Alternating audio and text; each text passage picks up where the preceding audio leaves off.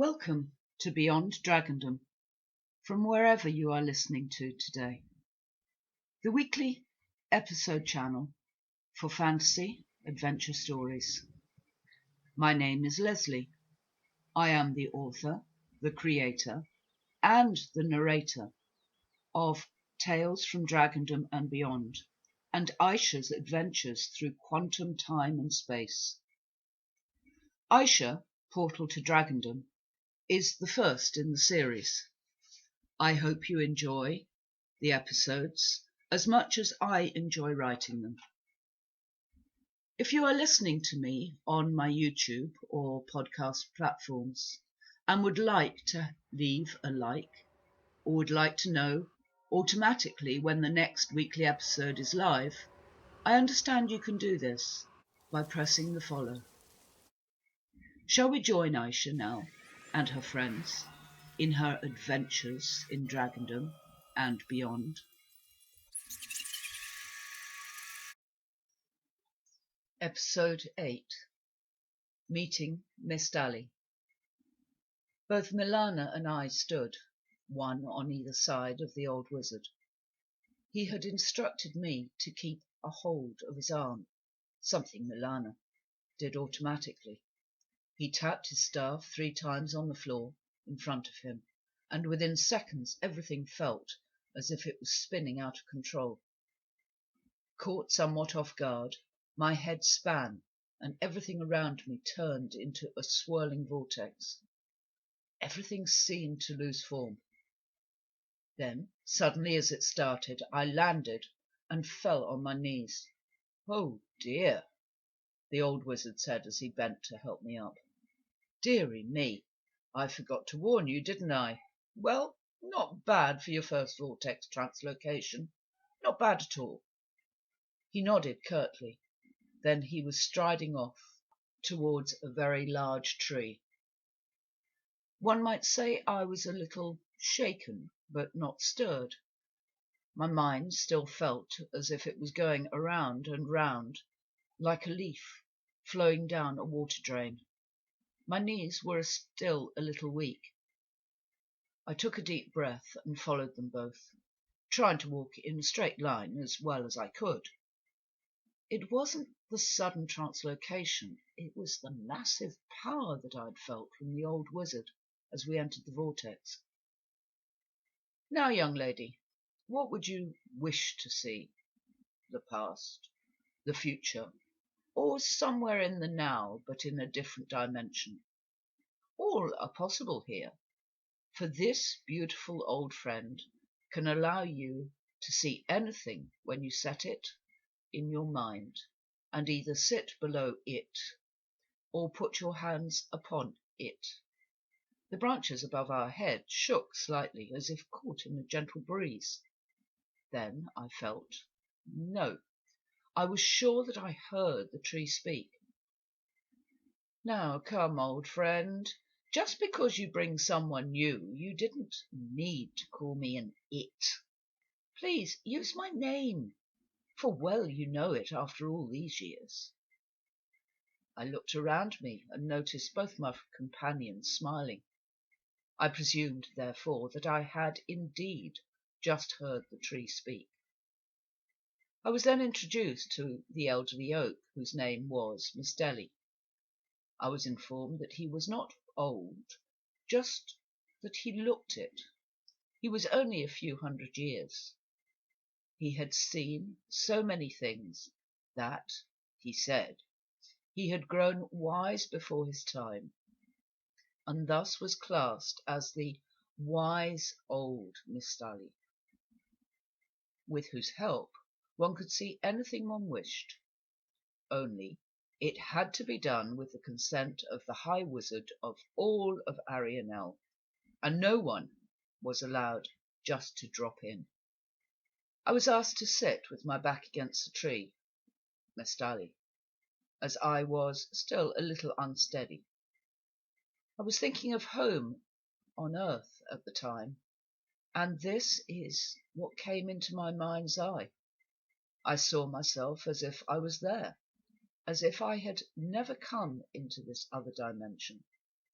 sat at my keyboard, writing. Then it must have been one of the others, for they had tapped in at the same time as spectators, asked to see what Earth looked like at this moment.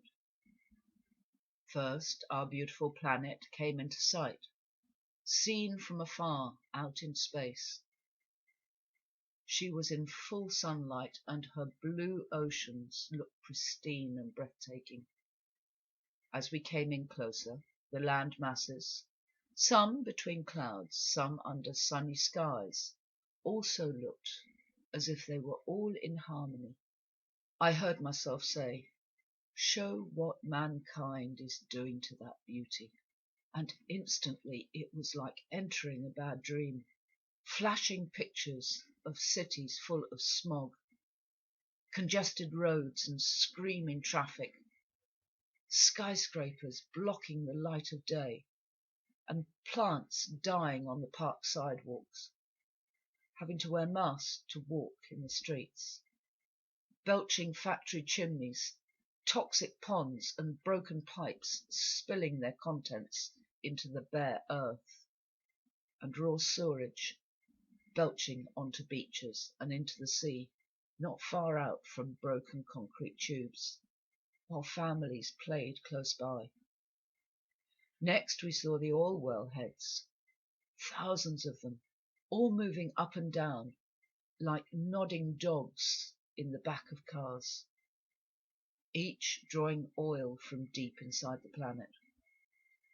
The refineries, with large burn-off flames, as burnt-off gas was released during the cap-cracking process, which changed the raw materials into usable gasoline, diesel and aircraft fuels. Ancient trees being felled by the thousands, forested hills burnt from end to end in almost never-ending walls of fire, flames licking skyward, and animals running for their lives. New man-made dams flooding valleys and old towns now abandoned for better boxes to live in. Deforested hills devoid of all life, and the remains of villages sticking above mudslides as red rivers of rushing water were keeping rescue workers from helping another. Vast zones of cracked, dry earth, where once lakes had been, or where, before, herds had grazed free in their thousands. Now, broken carcasses lay amidst the swirls of dry, dead dirt, as it was blown away. Beaches and the surfaces of the oceans, coated in plastic and pollutant canisters, oil slicks and dead fish, surrounded by plankton blooms so toxic that they killed all life. Enough!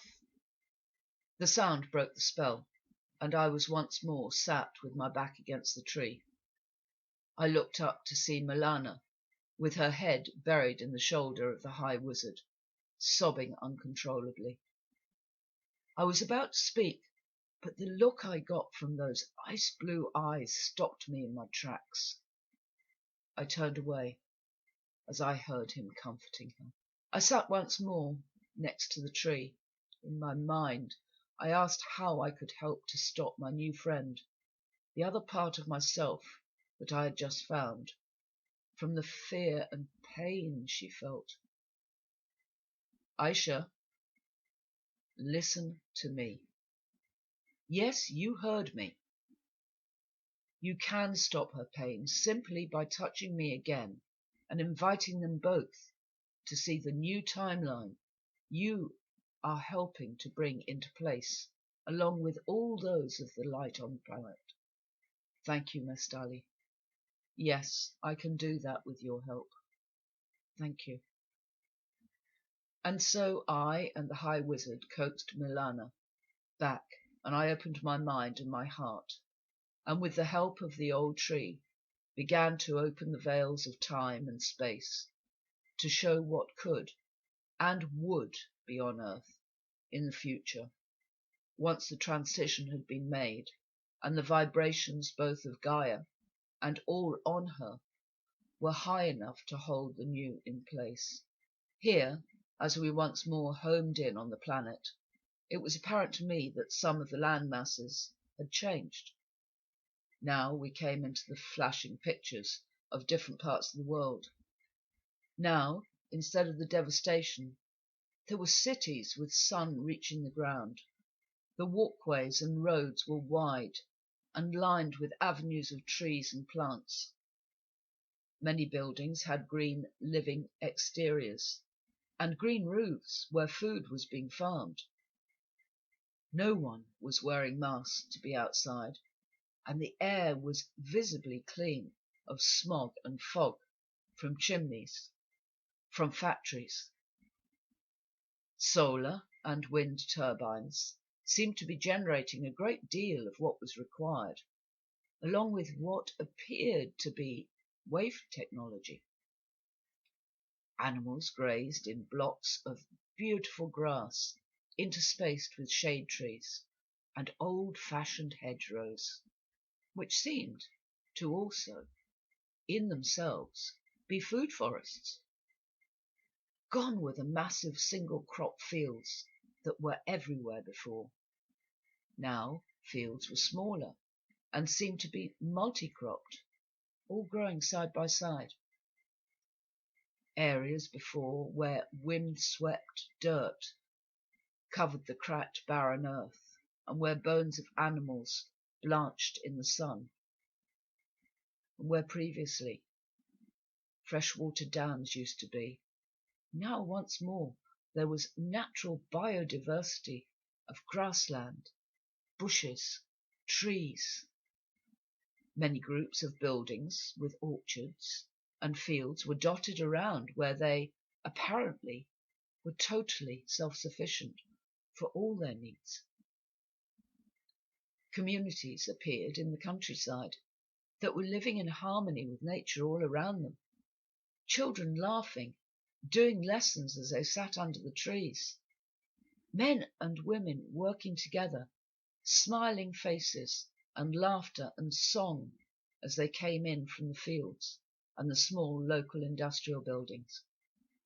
Communal tables filled with food from the land where all the rural communities could eat together. The change was incredible and was worldwide. Then, as we looked towards the sky, now powder blue with puffy white clouds, it was possible to see the gentle, almost translucent outline of what looked like crystal cities, hovering thousands of feet off the ground. Next we saw the beaches and oceans. Here too there was no longer pollution from plastic or other toxins, and now the coral reefs teemed with life. Many of the fish and other creatures I had never seen before. But then I heard the melodies of the whales and the dolphins, and knew that all was well. The song of Gaia, our earth, could be heard through the water and in the air around the planet. A song of joy and community consciousness of all that existed on and within the planet and atmosphere surrounding her. A song in total harmony. I hope you enjoyed this week's episode and will join me again, Lesley Laws, at Beyond Dragondom, either on podcast or YouTube, for another weekly episode of Aisha Portal to Dragondom. And so from me, for now, I wish you all goodbye.